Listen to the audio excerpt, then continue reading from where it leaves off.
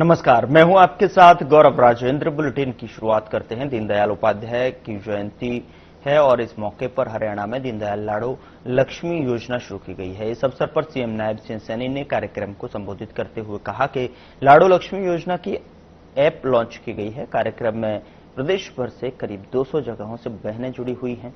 प्रदेश में 50,000 महिलाओं ने लाडो लक्ष्मी योजना की ऐप को अब तक डाउनलोड कर लिया है। साथ ही 891 करोड़ रुपए की परियोजनाओं का उद्घाटन और 802 करोड़ की परियोजनाओं का शिलान्यास किया है।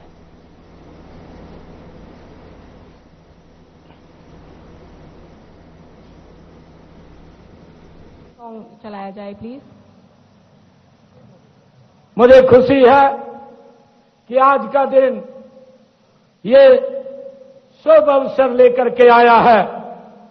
नवरात्रों की ये पावन वेला है। आज ही हमारे अंत्योदय के प्रेरणा पंडित दीनदयाल उपाध्याय जी की भी आज जयंती है। उनका मानना था कि राष्ट्र तभी महान बन सकता है जब उसकी नारी सुरक्षित हो, शिक्षित हो और सम्मानित हो।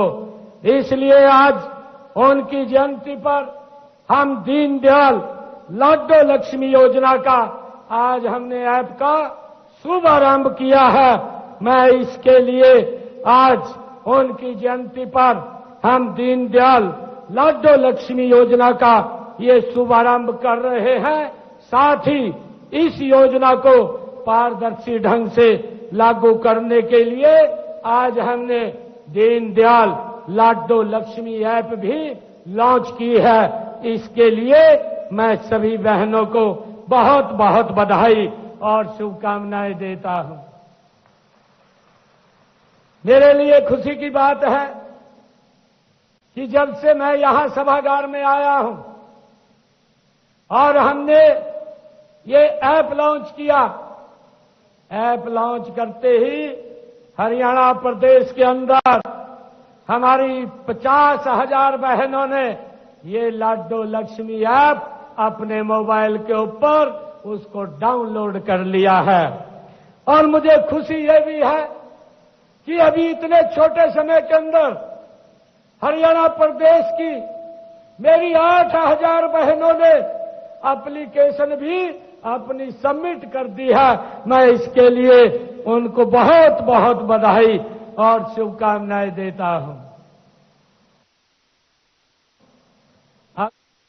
तो एक टोल फ्री नंबर भी मैं आज आपको जारी कर रहा हूं ताकि आपको कोई समस्या हो तो इस टोल फ्री नंबर के ऊपर आप कॉल करके अपनी समस्या का समाधान कर सकते हैं। और वो नंबर है 017248800500। ये टोल फ्री नंबर है। और एक दूसरा नंबर है 180018022231। ये दो टोल फ्री नंबर ये आपके मोबाइल के ऊपर भी आ जाएंगे। इनको आज मैं लॉन्च कर रहा हूं ताकि हरियाणा प्रदेश की हमारी किसी बहन को फार्म अप्लाई करने में अगर कोई दिक्कत आती है तो इस पे कॉल करके आप उस समस्या का समाधान कर सकते हैं। आज बेटा है हरियाणा प्रदेश का ऐसा मुख्य। टेक्निकल टीम से हमारा निवेदन है, थीम सॉन्ग चलाया जाए प्लीज।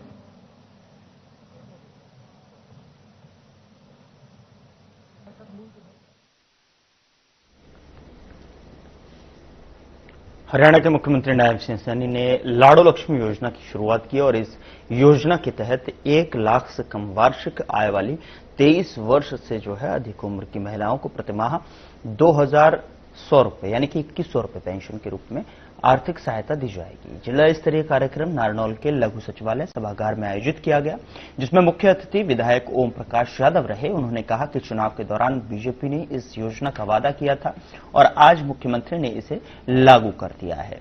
योजना का दायरा भविष्य में बढ़ाकर 2 लाख से 3 लाख और 5 लाख तक वार्षिक आय वाली महिलाओं तक विस्तार किया जाएगा। वहीं इस योजना से उन्हें पढ़ाई और घर चलाने में आर्थिक मदद मिलेगी। उन्होंने हरियाणा सरकार और मुख्यमंत्री नायब सिंह सैनी का आभार व्यक्त किया।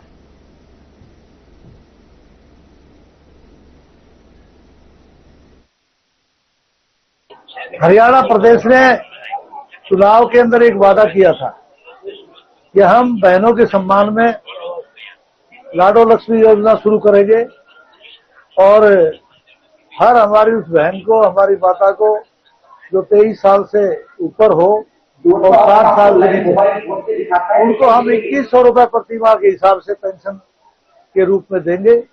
और आज उस योजना की शुरुआत की है।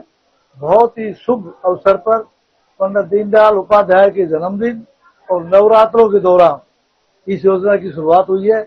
हम प्रदेश के यशस्वी मुख्यमंत्री नायब सिंह सैनी जी का इस बात के लिए आभार प्रकट करते हैं। क्या हो रहा है, मतलब बहुत ही ज्यादा खुशी हो रही है। मैं कह नहीं सकती कि इन्होंने हमारे माननीय मुख्यमंत्री ने इतनी अच्छी योजना महिलाओं के लिए लाडो लक्ष्मी योजना, दीनदयाल लाडो लक्ष्मी योजना की शुरुआत की है, जिसमें प्रत्येक महीने 2100 रुपए महिलाओं के खाते में बैंक अकाउंट में आ जाएंगे और उससे वो अपने घर में अपने बच्चों की फीस है, अपने घरों में मतलब काफी खर्चे होते हैं, महिलाओं की जिम्मेदारी काफी होती है।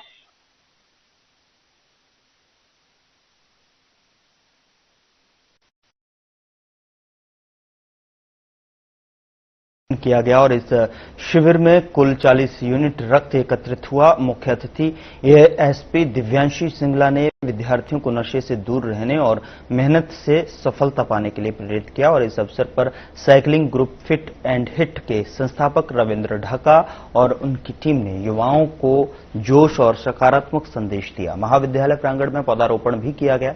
प्राचार्य डॉक्टर सुभाष सिहाग ने कहा कि समाज और प्रकृति को संरक्षित रखते हुए नशे का विरोध करना चाहिए। ब्लॉक पंचायत समिति उप चेयरमैन बंसीलाल ने विद्यार्थियों को प्रशासन का सहयोग करने और पर्यावरण संरक्षण की अहमियत समझाई है। साथ ही बता दें कि एसएचओ भट्ट थाना राधेश्याम और उनकी टीम, एनसीसी और एनएसएस कैडेट्स स्टाफ, क्षेत्रवासियों ने मिलकर शिविर को सफल बनाया।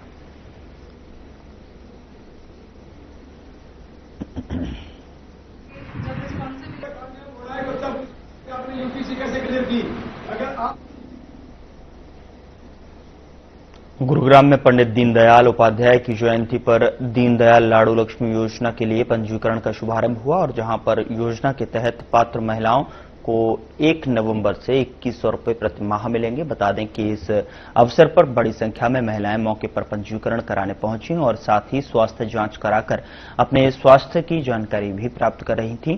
तो वहीं इस अवसर पर उद्योग और वाणिज्य मंत्री राव नरवीर सिंह ने कहा कि योजना महिलाओं को आर्थिक आत्मनिर्भरता की राह पर आगे बढ़ाने का काम करेगी। तो वहीं इस दौरान महिलाओं का उत्साह भी दिखाई दिया।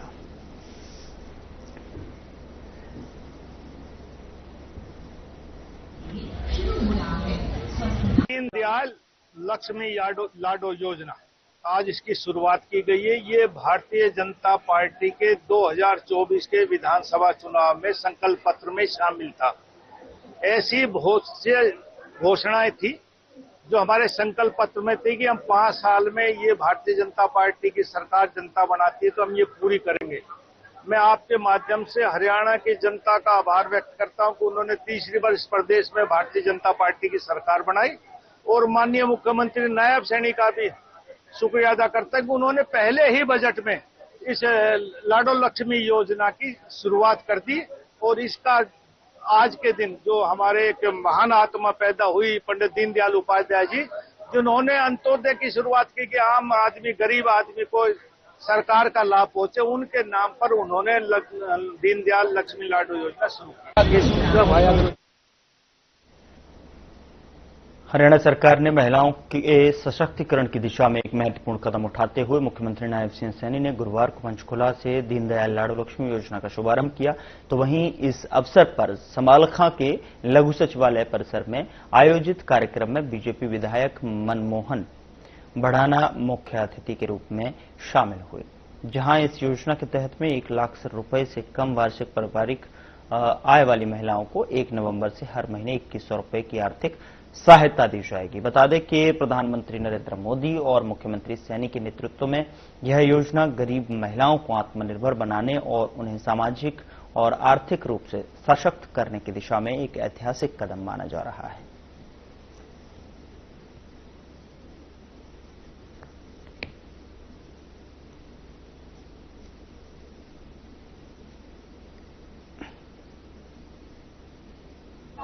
दो 2024 के विधानसभा चुनावों से पहले एक संकल्प पत्र जारी किया था, जिसमें ये घोषणा की थी कि हर महिला को हम यहाँ पे 2100 रुपये हर महीने देंगे। तो कई महीनों से इसकी रूपरेखा तैयार की जा रही थी और लोगों का बड़ा वो था कि भाई कब से लागू होगी, बड़ा तो आज वो दिन आया है 25 सितम्बर को। माननीय मुख्यमंत्री जी ने जो है उस दीनदयाल उपाध्याय लाडो लक्ष्मी योजना का आज शुभारंभ किया है। इसके तहत 23 साल से लेकर 60 साल की उम्र की सारी महिलाएं जो हरियाणा की निवासी हैं, यहाँ की डोमिसाइल है या उनके पति यहाँ के डोमिसाइल है, उन्हें हर महीने 2100 रुपये मिलेगा।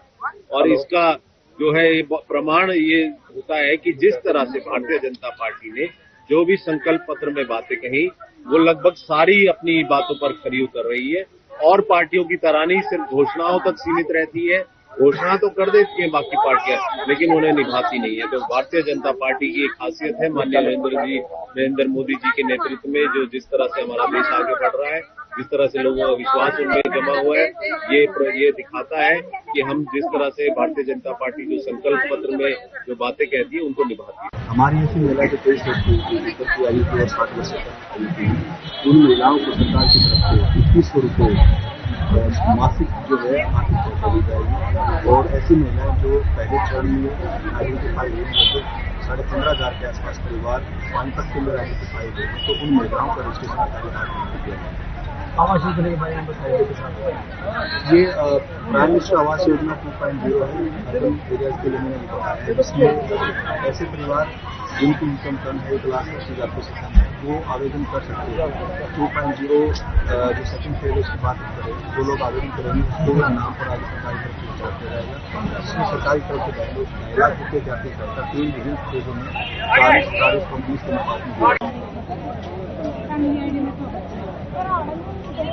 लिंक ये भेजेंगे, लिंक ऐप डाउनलोड करना है, उस पर लिंक आओ।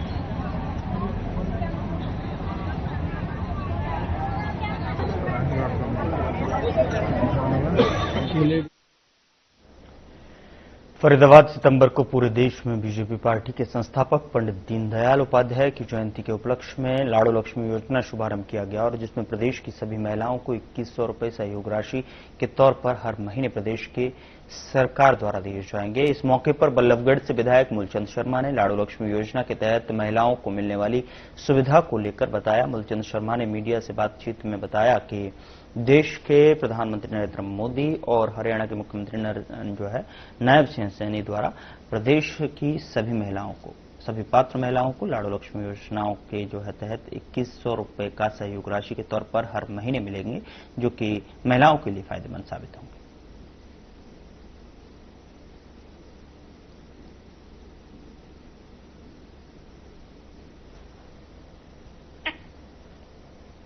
हरियाणा के खेल एवं युवा अधिकारिता एवं उद्यमिता मंत्री गौरव गौतम ने कहा कि दीनदयाल लाडो लक्ष्मी योजना से हरियाणा की महिलाएं आर्थिक रूप से आत्मनिर्भर और सशक्त बनेंगी और इस योजना से पात्र महिलाओं के खातों में 2100 रुपये की आर्थिक सहायता हर माह जमा होगी। यह आर्थिक सहायता नहीं अपितु बेटी और महिलाओं का सम्मान है। इस योजना से जहां हरियाणा की लगभग 22 लाख महिलाओं को फायदा होगा, तो वहीं कुरुक्षेत्र की 27,000 महिलाएं इस योजना का लाभ उठाएंगी। इस योजना के लिए प्रदेश सरकार की तरफ से 5,000 करोड़ रुपए का बजट भी तय किया और इस मौके पर जिला परिषद की सीईओ शंभू राठी और डीएसडब्ल्यू सुरजीत कौर, जिला खेल अधिकारी मनोज कुमार सहित अन्य अधिकारी मौजूद रहे।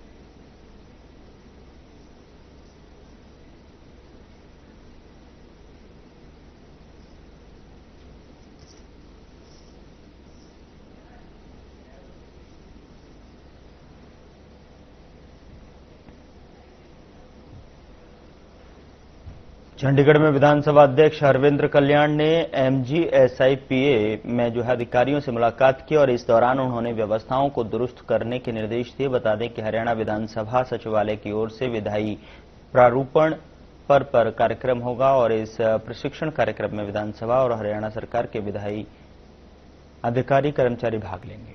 बता दें कि कार्यक्रम का उद्घाटन लोकसभा अध्यक्ष ओम बिरला, मुख्यमंत्री नायब सिंह सैनी और अन्य वरिष्ठ अधिकारियों की मौजूदगी में सुबह 10 बजे होगा। उद्घाटन सत्र के बाद तकनीकी सत्र आयोजित होंगे, जिनमें professor DP Verma, UT Khadar, Farid, Sakshar Duggal और professor BT Kaul, professor Asad Malik के साथ प्रोफेसर अनुराग दीप जैसे विशेषज्ञ विधायी प्रारूपण और संबंधित विषयों पर व्याख्यान देंगे।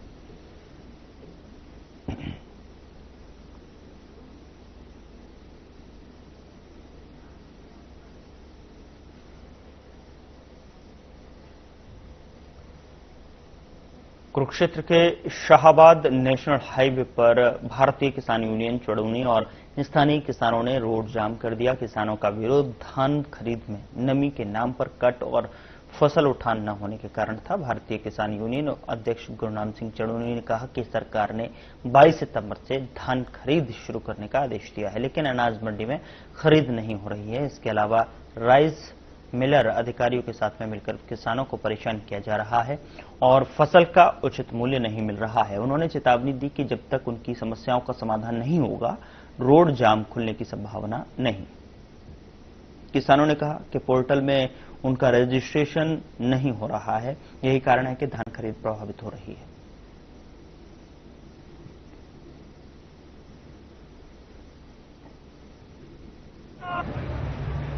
सरकार को जिस तरीके से इंतजाम करने चाहिए थे धान खरीद के, वो नहीं। हर साल हमें सड़क पे बिठाते हैं। हमारा कहना ये है कि एक पारदर्शी पॉलिसी खरीद की बने, हमें हर साल परेशान न होना, और इसके लिए सरकार कोई ध्यान नहीं दे रही। और हम 3 महीने से इसके प्रयास में लगातार प्रयास, 3 महीने से हमारी बात को नहीं सुन रहे।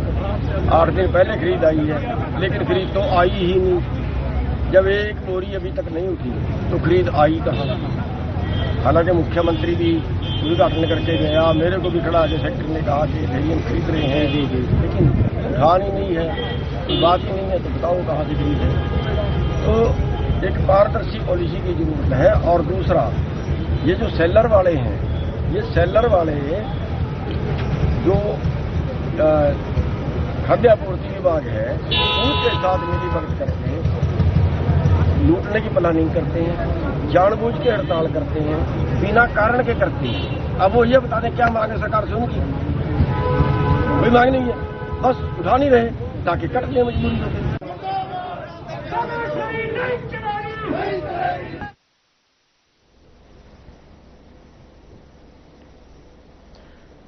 कुरुक्षेत्र विकास बोर्ड के अधिकारी पंकज स्वेतिया ने गीता जयंती की बैठक ली और केडीबी के मानद सचिव उपेंद्र सिंघल ने कहा कि विदेश मंत्रालय की तरफ से पहली बार 4 देशों में अंतर्राष्ट्रीय गीता महोत्सव 2025 के विभिन्न कार्यक्रमों का आयोजन किया जाएगा।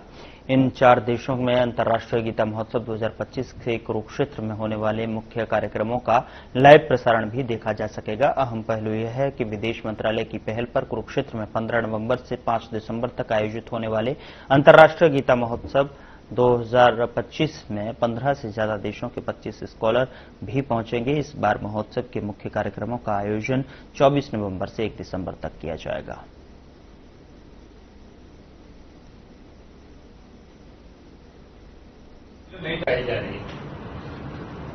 अंतर्राष्ट्रीय गीता महोत्सव 2025 इस बार 21 दिन के लिए मनाया जाएगा, जो कि 15 नवंबर से उसका शुभारंभ कर दिया जाएगा। इस दिन हमारे जो अम्यूजमेंट है, एक्टिविटी, वो शुरू हो जाएंगी, प्लस इसके साथ साथ क्राफ्ट मेला भी शुरू हो जाएगा। और जो मुख्य कार्यक्रम है वो इस बार 8 दिन के लिए रहेंगे। 24 तारीख से लेकर 1 तारीख के बीच में कार्यक्रम रहेंगे और जो इसका समापन है वो 5 दिसंबर को किया जाएगा। आज हमने हमारे सभी विभागों के साथ बैठक कर ली है, जिसमें सभी विभागों को हमने उनके द्वारा जो जो कार्य किए जा रहे हैं उसके लिए चर्चा कर ली है। उसके बाद हमारे इन्हीं मिनिस्ट्री ऑफ एक्सटर्नल अफेयर के माध्यम से हरियाणा सरकार ने हरियाणा में तंबाकू गुटखा बंद करने का हाल ही में ऐलान किया था, जिसको लेकर स्थानीय लोग सरकार की इस फैसले की सराहना कर रहे हैं। लेकिन उनका कहना है कि सरकार को इसके उत्पादन वाली फैक्ट्री पर रोक लगानी चाहिए, ताकि न गुटखा बनेगा और न ही बिकेगा। अगर सरकार फैक्ट्री को बंद नहीं करती तो यह कालाबाजारी बढ़ाने वाला फैसला होगा।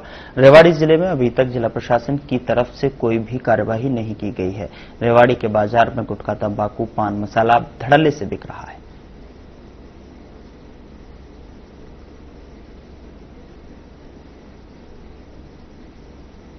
नशा की जो प्रवृत्ति है, ये जो तम्बाकू है, ये भी एक नशा में आती है। इसलिए इस पे बैन जो लगाया गया है, ये तो मेरे विचारधारा से ठीक है। और इस तम्बाकू के खिलाफ तो आरंभ से हमारे ऋषि मुनि भी रहे हैं। हमारे बाबा भगवान दास का स्थान है टीकला में, और वो भी 18 पीढ़ी से इस बात की अलग जगाए हुए हैं। हमारे जितने भी उसके सेवक हैं बाबा भगवान दास के, कोई भी व्यक्ति तम्बाकू का सेवन नहीं करता, ना अपने घर में यूज करता है। इसलिए तम्बाकू जो है एक खतरनाक नशा है, इस पर बैन लगाना मेरे हिसाब से उचित है। ये झूम करके राम स्वरूप वीडियो बेच रहा है। अपने आदमी को रोका जाएगा गलत काम कर।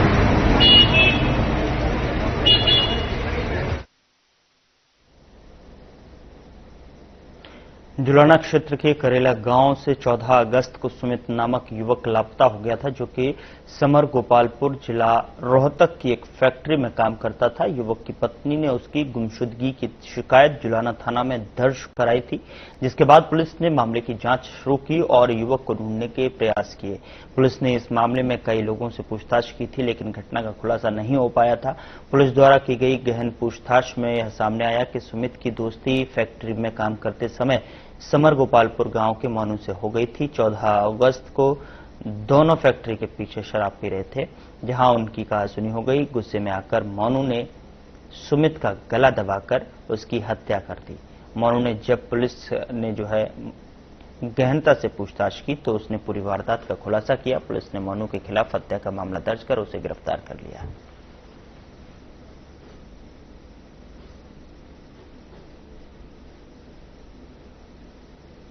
सूचना मिली थी जी, एक बार ऐसे ऐसे है ना टोली आ जाओ एक बार, एक बार यहाँ एक जो सुमित लड़का था, सुमित स्नोपराम फड़, तो उसने सूचना मिली थी। उस पर मौका पर है उसका आधार कार्ड मिला है और उसकी शनाख्त के लिए कपड़े और पिट्टू बैग मिला है। तो ये उसकी शनाख्त हुई है।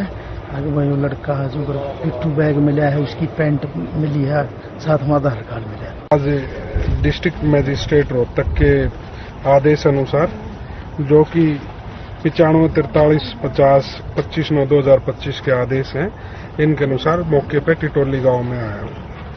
यहाँ पुलिस की टीम आई हुई है और FSL से डॉक्टर साहब हैं, और इन्होंने एक आरोपी को गिरफ्तार कर रखा है, जिन्होंने जगह चिन्हित की है। दिनांक 15/8/25 को एक कंप्लेंट प्राप्त हुई थी। सुमित नाम का लड़का है, जो 14 तारीख को समर गोपालपुर फैक्ट्री के अंदर काम करने लिए गया था, जो वापस नहीं आया। उस दरखास्त के ऊपर FIR लो 346 की गुमशुदगी की गई थी, जिसके CDR वगैरह व तलाश पता जोई करने पर एक मोनू नाम के लड़के का नाम सामने आया था, जो परिवारजनों ने भी पूरा पता किया कि वो मोटरसाइकिल वहां से PGI रोहतक से उसको मोटरसाइकिल बैठ करके आया है, जिसकी तलाश जारी थी। जो वारसान बार बार उसके बारे में तलाश करने बारे करे थे। हमारे माननीय पुलिस अधीक्षक जी ने एक स्पेशल टीम गठित करी थी, जो कमल सिंह सब इंस्पेक्टर के नेतृत्व में टीम ने आज दिनांक 25 को उसको गिरफ्तार किया गया, मोनू नाम के लड़के को, जिसके फर्दीन साहब के मुताबिक यहाँ मौके पर पहुंचे थे। जो senior crime team doctor Dharmendra, duty magistrate DM साहब रोहतक से रिक्वेस्ट करके यहाँ नियुक्त करवाया गया था, जो उसकी निशानदेही के दौरान यहाँ झाड़ियों के अंदर, पीछे झाड़ी है, इसके अंदर ऑलरेडी मृत्यु करने के बाद फेंका हुआ था। जो यहाँ पर कंकाल मिले हैं, कंकालों के साथ एक पिट्ठू बैग मिला है, उस पिट्ठू बैग के अंदर कपड़े मिले हैं।